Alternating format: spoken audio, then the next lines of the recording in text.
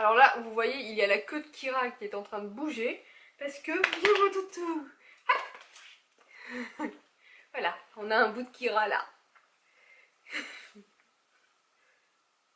Tu dis bonjour à la caméra. Ouais, allez, descends. Hello, j'espère que ton poney va bien. On se retrouve aujourd'hui parce que j'avais envie de partager avec toi un bon plan. Rassure-toi, je n'ai absolument pas inventé l'eau tiède, mais c'est vrai que pour nous, cavalières et cavaliers, ça peut être pas mal de partager de quoi faire de bonnes affaires. Côté mode équestre, je ne pense pas me tromper en disant que nous n'avons pas forcément toujours le réflexe vêtements du quotidien pour l'équitation. C'est vrai, ça nous est tous arrivé un jour de sortir de notre placard ce vieux vêtement bien bousillé pour le finir aux écuries, mais jamais on ne fait ça pour avoir l'air classe. Faut le dire franchement, ce pull-là, généralement, il date de plusieurs générations. Cependant, la mode équestre, comme un petit peu toutes les modes, ça va, ça vient, mais personnellement, je trouve que les vêtements d'équitation sont hors de prix. Certes, pour un pantalon d'équitation, à partir du moment où on veut quelque chose de technique, il faut savoir y mettre un petit peu le prix, même si moi-même je suis Fuganza Forever. Il faut admettre que j'ai cette tendance à vouloir paraître bien habillée, même au poney. Mais soyons clairs, sans dépenser une fortune. Et tu sais quoi? J'ai un slogan, une devise personnelle, c'est que la mode, c'est toi qui l'as fait. C'est la façon dont tu la portes, c'est la façon dont tu assortis les couleurs, etc., etc. Et ce n'est un secret pour personne, de nos jours, les tendances se véhiculent par les réseaux sociaux. Et qui sait, un jour peut-être que ta tenue, ta photo, fera le buzz sur internet. Mais du coup, moi, personnellement, comme je le disais, il est absolument hors de question que je dépense une fortune dans des vêtements d'équitation, surtout quand ils vont finir plein de boue, plein de paille, plein de poils. Surtout en ce moment avec la mue du poney.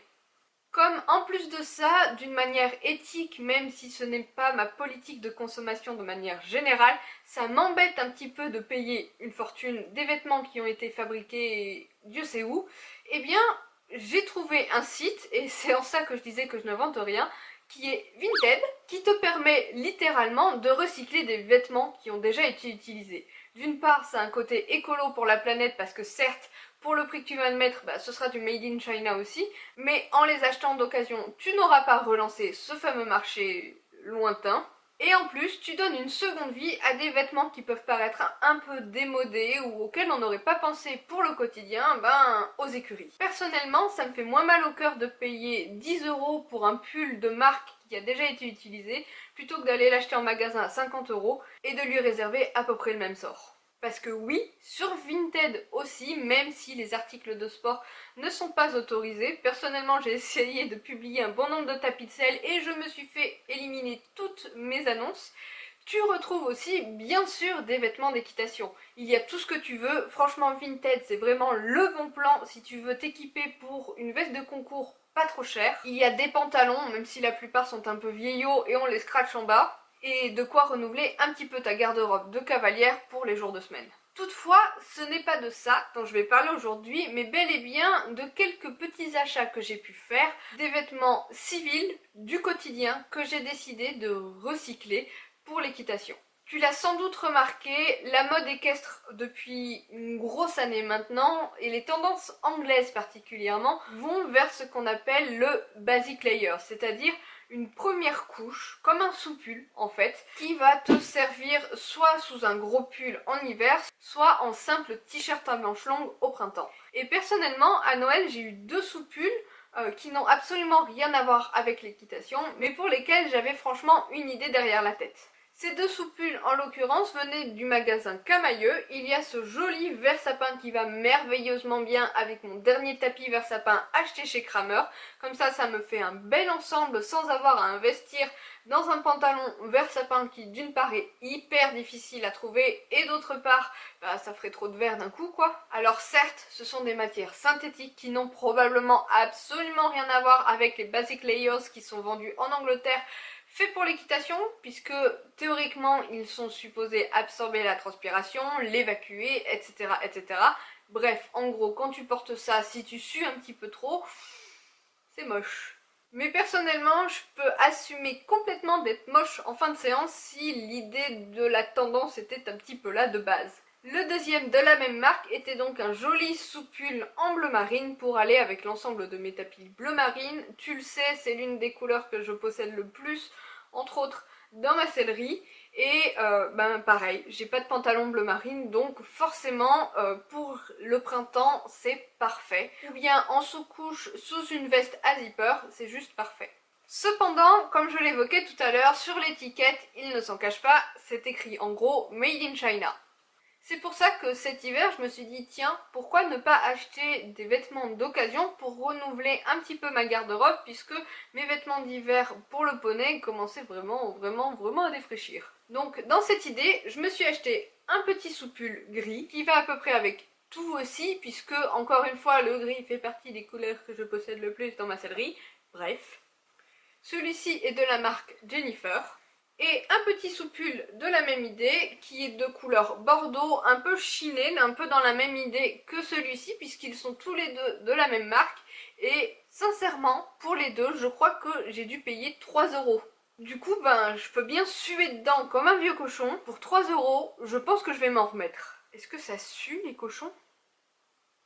Et puisque j'étais lancée dans mon idée de je recycle tout, je me suis acheté des éléments aussi pour les températures un petit peu plus fraîches. Et il faut savoir que ce que j'aime particulièrement en hiver pour monter à cheval, c'est le sweatshirt. Parce que je trouve ça hyper confortable, un petit peu doudou, que les coupes un petit peu loose permettent de mettre des épaisseurs en dessous. Bref, pour moi, le sweatshirt en hiver, c'est juste parfait. Et j'en ai donc acheté deux qui sont à peu près du même style et je crois que j'ai dû dépenser à peu près 5 € pour chacun d'entre eux. Le premier est un sweat bordeaux de la marque Pull & Bear enfin, pour être tout à fait sincère, j'en ai absolument rien à faire que ce soit cette marque-là, je ne la connais même pas pour être tout à fait honnête. Mais ce que j'ai adoré avec ce sweat, c'est que bon, certes, il est bordeaux, c'est l'une de mes couleurs de l'année, mais surtout qu'il est bordeaux et orange. C'est juste la couleur de mon tapis de selle d'obstacle bordeaux. Enfin voilà, bref, il était parfait et comme j'aime bien, il a sa capuche et ses poches kangourou devant. Il est un petit peu loose pour pouvoir, comme je vous disais, mettre un sous-pull en dessous. Pourquoi pas d'ailleurs l'un des sous-pulls présentés un petit peu plus tôt. Et le deuxième qui fait aussi partie des couleurs que je favorise cette année, c'est donc celui-ci. Vous le voyez, c'est à peu près le même style que l'autre. Le logo devant est à peu près du même style. Je crois que celui-là est un Primark. Il a lui aussi sa capuche. Et ses petites poches kangourou à l'avant. Bref, je suis fan. Et pour terminer, le summum de ces achats, celui qui m'a coûté le plus cher je crois, 7 €, qui entre vous et moi est fort inspiré des modes équestres et d'autres marques que je ne citerai pas. Celui-ci vient du magasin H&M et c'est une veste sans manches. Je suis une grande fan des vestes sans manches en équitation, bleu marine avec les épaules en cuir, enfin en simili cuir pour le coup, marron. Et comment te dire, voilà, ça ressemble à 90% le logo en moins, certes, le prix en moins aussi, à des vestes de marque qu'on connaît tous très bien. Alors certes, la petite veste a ses défauts, puisque de base, elle a une capuche qui ne m'a pas été fournie avec. Il y a un des boutons pression à l'arrière pour cintrer la veste qui ne s'accroche pas très bien. Mais en soi, elle est en très bon état, surtout pour monter à cheval finalement. Et quand bien même, je crois que neuve, elle doit valoir une 30aine d'euros. Donc même comme ça peut valoir le coup.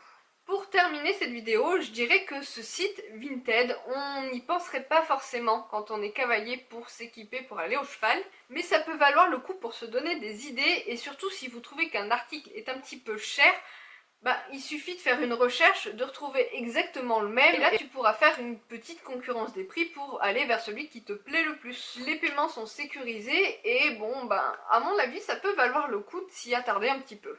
Promis, cette vidéo n'était absolument pas sponsorisée par le site, je préfère le préciser au cas où, quoique ça paraît évident. Mais j'espère cependant t'avoir donné plein d'idées pour renouveler ta garde-robe équestre et pour ma part, je vais aller me concentrer sur ma garde-robe pour cet été. Sur ce, je fais plein de papouilles à ton poney et je te dis à très bientôt dans une prochaine vidéo.